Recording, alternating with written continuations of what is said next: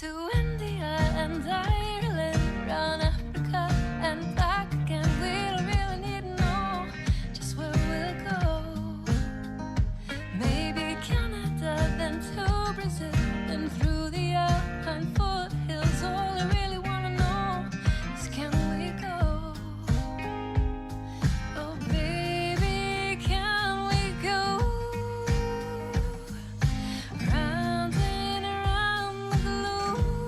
Welcome to Take Me With You, episode 140. I'm Ryan. And I'm Cheryl. We are two well-traveled people who want to go everywhere. But that's not going to happen. Instead, for the last couple of years, we've been traveling vicariously by inviting guests to share their unique travel stories with us. It's been awesome, and our podcast has been all over the globe. Now we're taking some time to revisit the Wish You Were Here segment of our show, where we each share travel attractions that we recommend.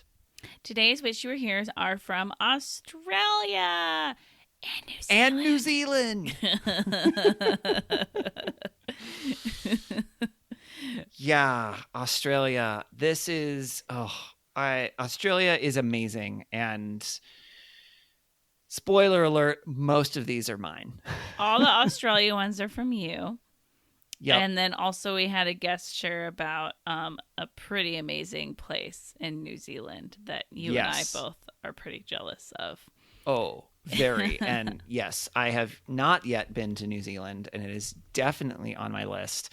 Problem is, New Zealand, I mean, that's like I think a 2-week minimum trip to be able to do and see all the things in New Zealand. And then that doesn't include any of the cool things that are in Australia, because Australia has a ton of things to offer and to see and to do as well. Yeah, you shared about 9 of them on our podcast. Is that many? Wow. Yes. Okay. And they all sound great to me. I mean, yeah, I think they all were great. I might be a little biased, though. Well, this podcast just keeps motivating me to travel more / making me sad that I'm not traveling more. And I mean, Australia has been on my list for such a long time. Yep. But I think this will ignite that fire to make that happen at some point again. So it's going to be a fun / depressing because I'm not there. Listen. Yes. And for me, I think it'll be fun just to remember some of those experiences and things that I got to see, because it's been almost 10 years now since I was there. Yeah, it's been 9 years since I was there. So that was quite a while ago. But I guess that just means I need to go back. Okay. Yep. Let's do it. Let's go. All right. And then for me, I'm going to go to the other side of the world, and I'm going to recommend the Sydney Aquarium in Sydney, Australia. I loved it. I took a group of students to Australia. We went for a total solar eclipse, but when we were in Sydney, this was not something that we did as a part of like a tour group. This was our kind of extra day at the end, and I was like, well, I want to go to the aquarium. Anyone who wants to come with me can come with me, but I'm going to the aquarium. And I think most of our group ended up going. Oh, cool. And I may have been the last one out at the end. It was just so cool. And I mean, I've been to a lot of aquariums. You know, Seattle has an aquarium, which is a fine aquarium. I've been to the Monterey Aquarium in Monterey in Northern California and stuff. But this aquarium had some really cool things. Like, one of the things that it had relatively early on is it had duck-billed platypuses. Really? Yes. Cool. And I didn't realize how tiny they were. They're like... Wait, how big are they? I don't know, like 6-8 inches. What? Yeah, they're I teeny. thought they were like several feet big. I did too. Yeah. At least these ones were not. And when they're in the water, they seriously are the cutest thing ever. They wiggle back and forth as they go. Oh my gosh, it was amazing. Oh it was my just goodness. They were awesome. And then they had this big giant spider crab that like is probably at least 6 feet long with like all of its like extended huge spider like legs. And they had sharks and manta rays, and you could like walk under, and a lot of aquariums have this now, but you can like walk through the tube and you can go underneath, nice. you know, where they can swim over you. And it was gorgeous. Oh, and they had dugongs. So, right? I It's don't know like what a, that is. it's like a manatee, but it's the Australian. I love It's the manatees. Australian equivalent of a manatee. And it's just like, so they had these things that were, of course, like indigenous to Australia and more tropical, like that sort of area. And then it was the best aquarium I've ever been to, Wow. in my opinion. So if Oh, you that's like so aquariums fun. and you I ever end up really in wish Sydney, I'd been filming my screen though, because seeing you imitate a Yes. platypus swimming was really good. oh, I have. That's I worth don't- it. I can see if I can try, and I took a video of it when I was there. I can see if I can try and find it and post it to our yeah. Instagram. I don't Yeah. know if that'll work, but I can try. You So. can. I believe in you. Oh, I can do anything I put my mind to. Yeah, as long as That's it's within right. 1 minute, because I think that's the length of Instagram videos. So. Oh, well, True. okay then. True. So, wish you were Oh there. man. How about you, Ryan? Yeah, so mine is the Botanical Gardens in Sydney, Australia. Oh, wow. And yeah, it's super cool. I loved it.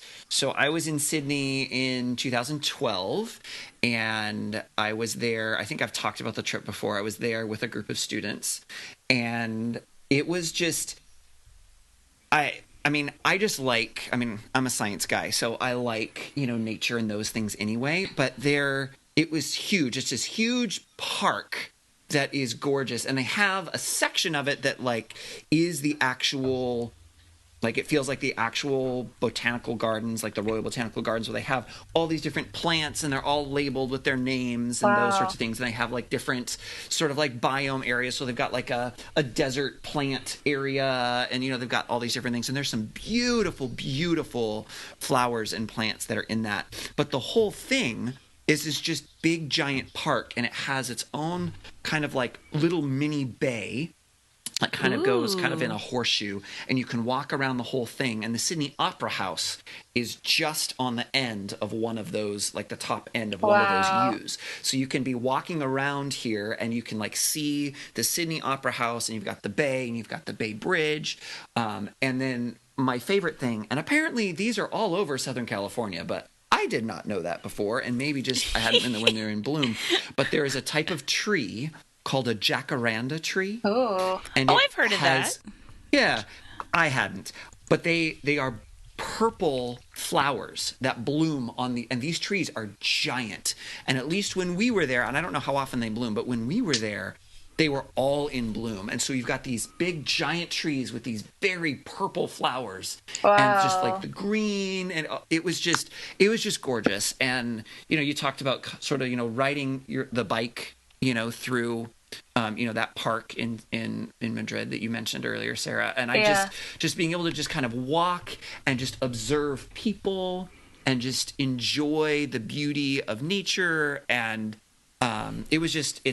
I don't know. I really, really enjoyed it. And I think I went there several times while we were in Sydney, and you just kind of walk around and you don't have to necessarily go anywhere or be anywhere. And it's, there's paths that go so lots of different cool. directions. So it's not just one little path that you take, and you can just sit and watch the water and look at the opera house or whatever. So that's definitely a spot that I would recommend, the Royal Botanical Gardens in Sydney. nice. Cool.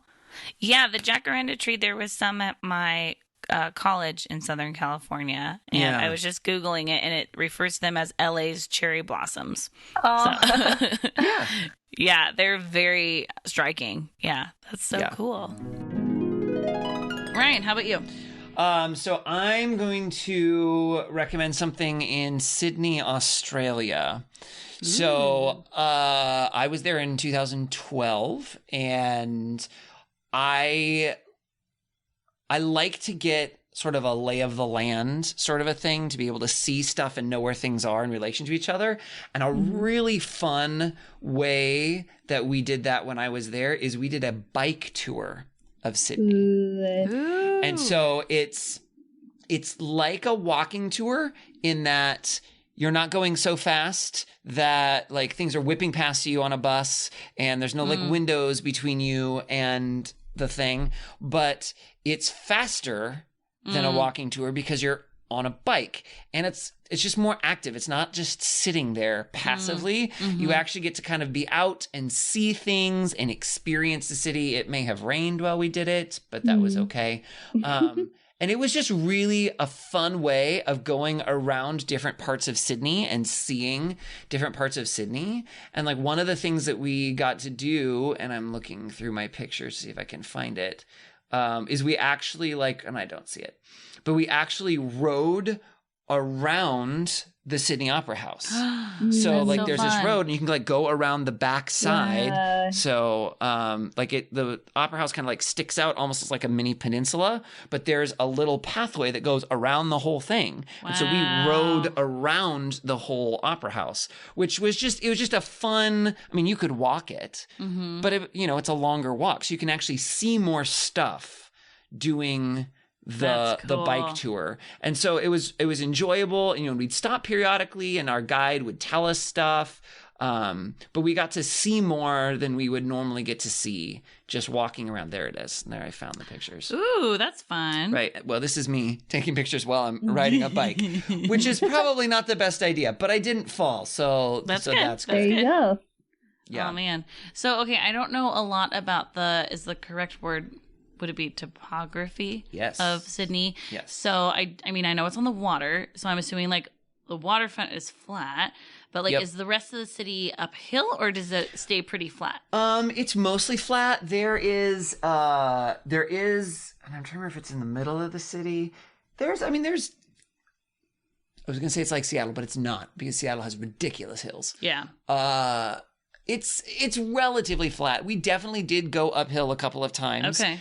There is also the part that was actually, I think, the steepest was and I don't remember what it's called, but the big bridge that's kind of across the bay from the Opera House. And we biked up halfway and then turned around and came back down. And so that was just kind of like this steady incline. There's an observatory in Sydney. And so we biked, and it's on top of sort of a hill. And so we biked up to that. And there's this cool park with some views and things. And we were up there as well, which was pretty cool. So cool. But for the most part, I mean, I'm not exactly the most physically fit person.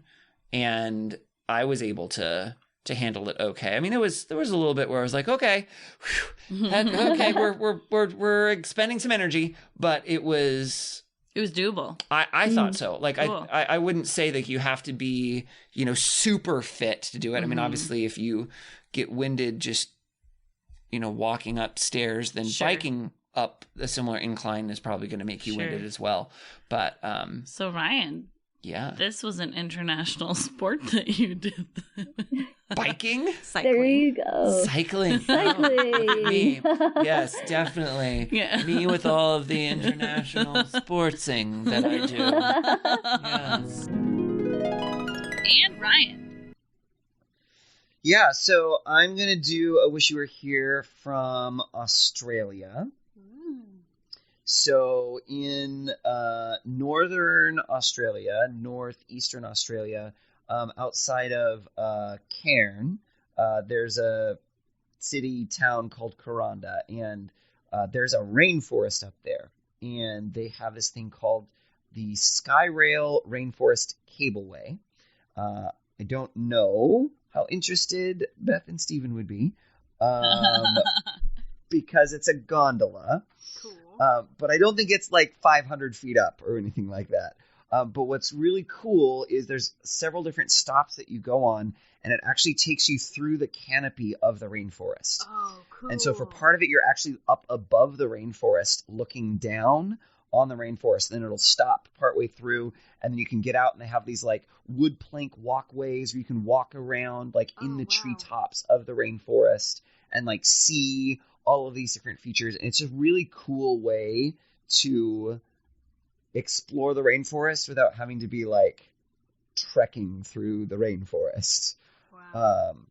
That's cool. So yeah, it's just really cool. Just the whole atmosphere is just beautiful.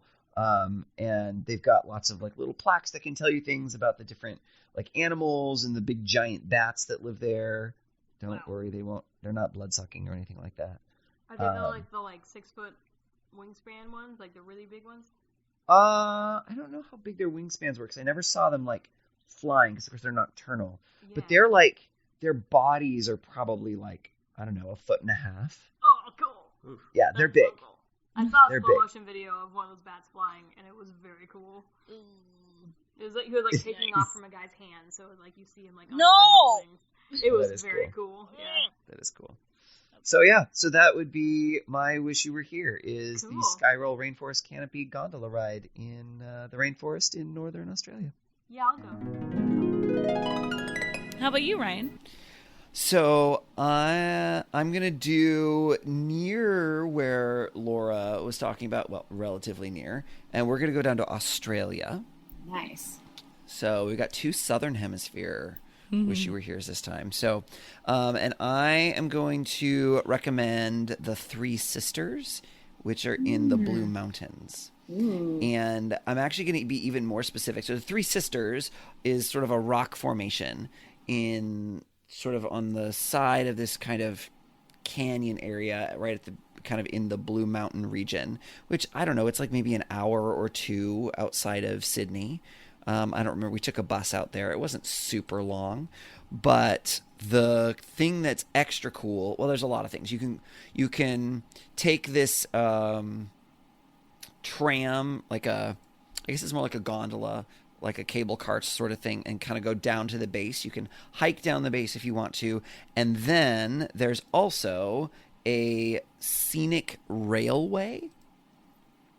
However, this is, at least as of when I was there in 2012, and I'm guessing it's probably still the case, it was the steepest railway in the world.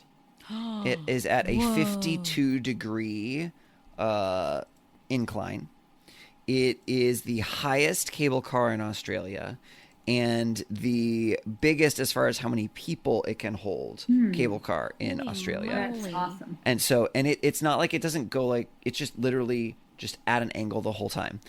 I opted not to take it down because it looked like a roller coaster and just the drop part of a roller coaster, which is not what I was interested in. But you can, so I took the cable car down and then I rode back up on this, which means you go backwards, which is interesting because you're always facing forward and you just are going up backwards. And it has, so you're in these little car, like kind of seat things, and it's the whole kind of train car. It doesn't look like a train, but it's at an angle the whole time because it's on this incline the whole time. And then it has like this metal cage like up above you so that you don't reach up and out of the car while you're in there, because you go through like little mini caves that are just barely big enough for this rail car to pass through. Oh my goodness. Yes, it's super cool. My favorite thing is we get into it and everybody's there and they give the little spiel about how you have to like make sure that you're careful and don't reach out and stuff. And yes, of course, the view is cool, but then they start playing music. And at least when I went, they played the theme from Indiana Jones. Awesome. And so it starts to go da da da da da da da, and you're like moving up and you're looking out and you can see all this stuff and stuff's rushing past you. Then all of a sudden you're in a cave and everything goes pitch black, and then you come back out the other side. It was very, very cool. Oh my gosh. That's quite the epic journey. That's very cool. Yep. I mean, it's like, I don't know, the whole ride is probably like a minute or 2 long, so it's not super long, but it was really, really fun. That's so cool. That sounds epic. Ryan? All right. I am going to do the Australian Butterfly Sanctuary in Kuranda in Australia. Whoa. And it's very cool because it's in part of the rainforest. And it's, I mean, a butterfly sanctuary, like there are a lot of places that have, you know, butterfly dome areas where you can walk around and butterflies are flying around you and things like that. There's one in downtown Seattle at the Science Center and things like that. So a lot of people have been to things like that. I think this one is especially fun because, one, it's in Australia. So you got to go to Australia to go there. So that's always a bonus, right? Because you're in Australia. But then more than any other one that I've been to, not that I've been to a bunch, but I have been to a few, the butterflies will just land on you. Whoa. And so they'll land on your head, they'll land on your shoulder, they'll land on your arm. And the butterflies are just gorgeous. And all these butterflies, I'm pretty sure are, maybe not, but I think that they were all native to that area. And they had a section where they had like chrysalises and cocoons where they were, having caterpillars that were in the process of turning into butterflies and moths and things. And they have and now I don't remember the actual name. So give me a moment. Let me see if I can find it. It's a giant, I'm trying to remember what it's called, the giant moth of some kind that's like super big. And it's actually, it's really pretty. Really? Oh yeah. It's not like a creepy looking. Is it furry? Was it what? Is it furry? I think parts of it are furry, like the antennae and the heads and things. But it's mostly what I'm remembering. I'm trying to find the picture here, but it's mostly browns and I think this is it. Here, okay, it's called the Hercules moth. Oh no. No. I think you lost us. No. on Show you that. guys. Here, hold on a minute. I'm Googling it right No, now. it's I'm not scared. scary. I'm scared. Let's see what we got here. But does it do like butterfly type flight or moth type It looks flight? much more like a Because- butterfly. It's this guy right here that I'm showing you guys right now. I might get scared. If it was flying at me, I might get scared. Yeah, because moths always fly No, like directly not at your these face. And they're very flappy. Not these ones. Yeah. Butterflies are like slow, delicate, beautiful, and moths are chaotic. That's a good description. I've always wondered why I hate one and love the other than the fur. Well, the point is they're furry super and rare scary. and they're very cool and you get to be there with them. And while we were Crashing there, on Ryan's there was fish one of burger. the, I'm going to show you guys because I'm still screen sharing with you. It was really cool because one of the Hercules moths was actually coming out of the chrysalis while we were there. Whoa. And so big. How Oh, big is that's that cool. Yeah, it was chrysalis? big. That's So it was cool. really cool because I don't remember how often it happens, but it's relatively rare. It doesn't happen all the time. So we got to kind of see it kind of work its way out. And, you can see in this one, there's this other, chrysalis next to it that looks like, dry leaves and all these things. So it's just, it's a really, really cool experience. And I would highly recommend it next time y'all are in Australia. It is cool. It does sound cool. Yeah. Sounds really magical, like Snow White, Yes, having butterflies exactly. land on you. And you have to sing that way to get it. Yeah. Yes. Yeah, I figured. Yeah. How about you, Ryan? Mine, I don't know if you can actually go to right now because it's a little bit more international, but it's been a while since I've done an observatory. So I clearly need to do another observatory, don't you think? Probably. Yep. I would like to do the Sydney Observatory. Ooh. And it was super fun. Obviously, it's in Sydney, Australia. When I went down there in 2012 for the total solar eclipse. Unfortunately, the night that we went, it was raining. So we didn't really get to see a lot of stars through their telescope. But they did point it at something in the city, which was cool. But they have quite a few really cool, just kind of astronomical artifacts that obviously I'm an astronomy guy, so that gets me excited. One of the things that happened at the Sydney Observatory that's really cool is that's where they observed a transit of Venus, which I don't know if you're familiar with what that means or not. No. I know what So- Venus is. Yes. So what is Venus? It's a planet Yay, in our solar you are system. correct. Yes, very good. And think of a transit as an eclipse. It's like an eclipse, Okay. except of a planet instead of the moon. And so Venus will sometimes lines up just right. And actually Mercury can do this as well, so that it passes between the sun and the earth. And so if you can look at the sun, which by the way, you shouldn't do under normal circumstances, you can actually see the little tiny dot of the planet appear to move across the disk of the sun. Really? Yep. And So that's called a obviously that's going to be transit. significantly smaller than seeing the moon, which just covers the sun. Correct. Right? Correct. Yeah. So this is It's just a definitely little smaller. dot on the sun. It looks like it's on the Yes. sun. Wow. Yes. Exactly right. And so it looks like in 1874, there was a fairly major transit of Venus, and the Sydney Observatory was able to do that. And what they can do is they can use that to make measurements and calculate the size of things and distances of things in the solar system. And since they don't happen super often, it's kind of a big deal when they happen. And you have to do them in different locations on Earth in order to compare measurements. And so it was kind of a cool place that this happened. They've got the setup of the telescope and how they had all these different things to do their calculations and stuff. And it was really cool. And then they also have a planetarium show, where they project the stars on the night sky. But one of the things that was really cool is, of course, you're in the Southern Hemisphere. So they're showing you some Southern Hemisphere constellations. And also they shared some different mythologies of some of the constellations that appear in both hemispheres. For example, the constellation Orion, which I think most people are pretty familiar with. Yeah, I'm most familiar people are with aware his belt. Exactly. The belt, the 3 stars. Well, in at least one Aboriginal culture, that's actually a canoe with 3 people riding in the canoe. Oh, cute. And there's this whole story, and I don't remember the story, unfortunately, but of what they do and stuff. So it's really cool to hear some, things about new constellations, but also some of those constellations that happen because they're seasonal, and how a different culture interpreted those differently than what we normally hear from the, Greek and Roman stuff that we typically hear. So Sydney Observatory, it's very cool. It's up on a hill. It's in Sydney. You should go see it. Love it. Okay. You want to go to Sydney now? I mean, I already did.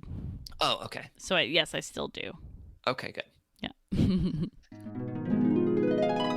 How about you, Ryan? Well, I don't have a ghost town to talk about or aliens to talk about, but I do want to talk about the Kuranda Koala Gardens in Australia. And it's super cool. It's basically a zoo. So Cheryl, you should have Daryl put it on his list. Okay, cool. Because it has a whole bunch of like indigenous Australian animals. And it's really, really, really cool. They've got, wombats and wallabies and kangaroos and owls and snakes and lizards and all that stuff. But it's called the Koala Gardens for a reason. And it's because obviously they have koalas. But one of the things that you can do is you can hold a koala. Oh my gosh. I want to hold a koala. Did you hold a koala? I did. I did get to hold a koala. It was Is pretty it everything cool. that you thought it would be? No, actually. Did you know that their bottoms are rough? No. Yep. I did not know. Yeah, they don't Like, what really have kind of fur rough? on them. Like they don't have fur. Like sandpaper or just like I don't remember it being weird like skin? sandpaper, but it was surprising. Like it wasn't like cuddling a stuffed animal, right? Of course not. I mean, they have claws and things too. Yeah. And they're pretty docile as well. You got so to hold a koala. I did. I got to hold a koala. Do you have a picture? So I do. Will I have you several put it pictures. on our Instagram? When I get to putting this "Wish You Were Here" on our Instagram, yes, I will put a picture good. of me cuddling a koala on our Instagram. Yes. I don't know how long it'll be by the time I get caught up with where we are now, Yeah. but yes, eventually it will end up on our Instagram because yes, I definitely have a picture of me cuddling a koala. So that's the Kuranda Koala Gardens in Kuranda, Australia. I think that would be a great place for people to go if they happen to be on that side of the world. Nice. Okay, Ryan, your turn. Well, mine's definitely not that cool, They're all cool. but mine is, it's called The Candy Store in Leura, Australia. Ooh.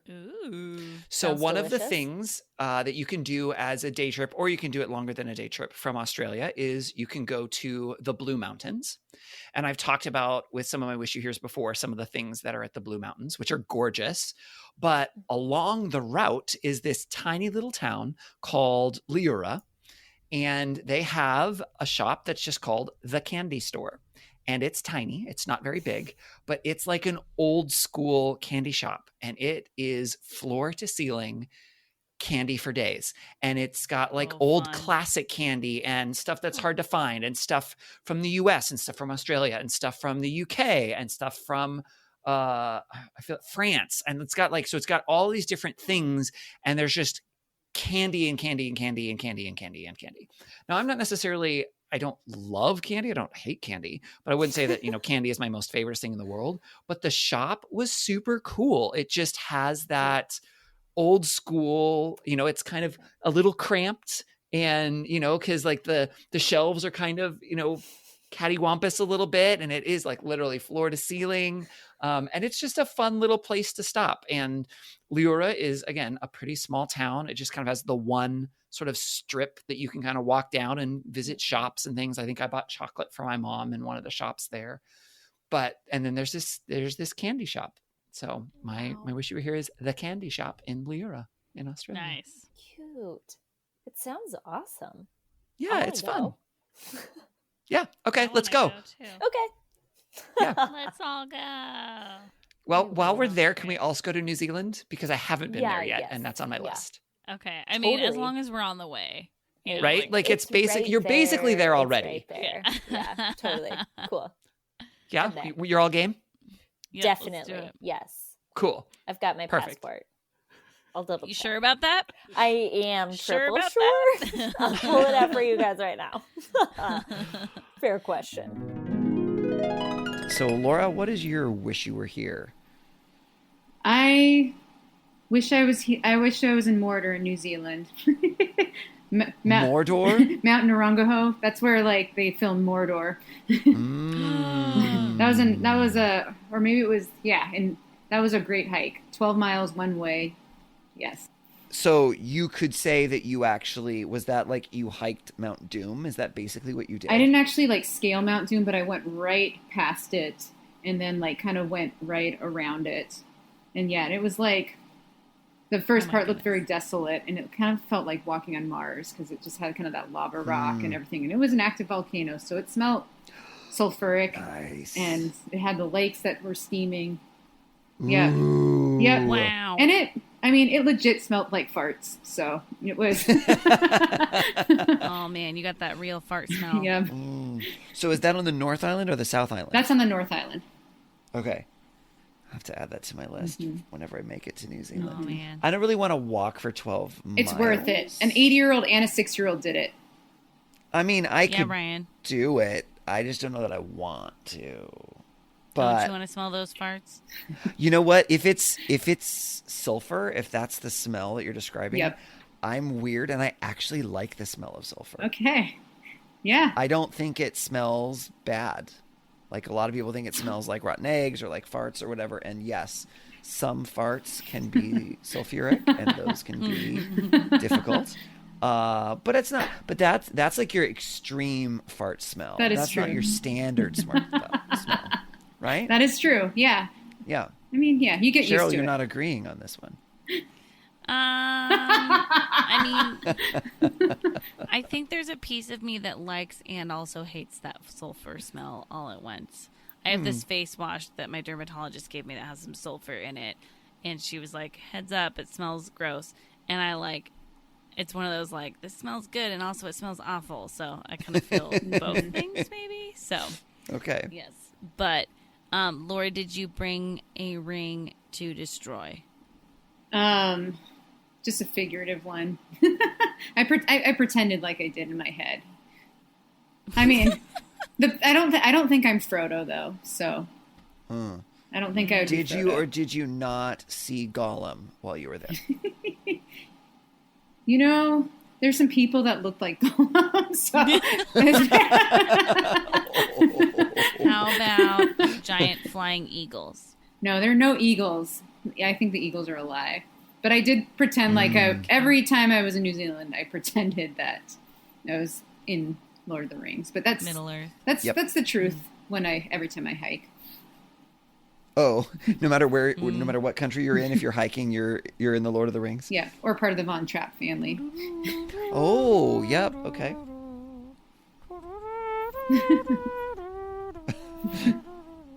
Wow, good French horn. Thank you. I've been working on it. Well, that was fun. Yeah, it was. We would love it if you would follow us on social media. We are at Timwe Podcast. That's at TMWY for Take Me With You Podcast. We are on Facebook and Instagram and Twitter. You can also email us at timwepodcast@gmail.com. Tell us, what are your wish you were here's for this location? We would love to hear that. You can also call us and leave us a voicemail at 406-763-8699. Or if it's easier to remember, 406-POD-TIMWE. We would love it if you would rate and review our podcast to tell other people what you think about it, subscribe to make sure you don't miss an episode, and share about this episode on your social media. As always, thank you to Beth Reed Miller for the awesome artwork. You can check out more of Beth's artwork at Beth Is Something. And thank you to Erica Corbin for the use of her song Round the Globe. You can listen to Erica's music wherever music is sold or streamed. That's all we have for this episode. So until next time, remember to take me with you. Take me with you. Can we get a sailboat chasing down the sunset as we float round and round the globe? Salty air and balmy nights, guided only by the lights above, and a little love. Oh, the world is out there waiting to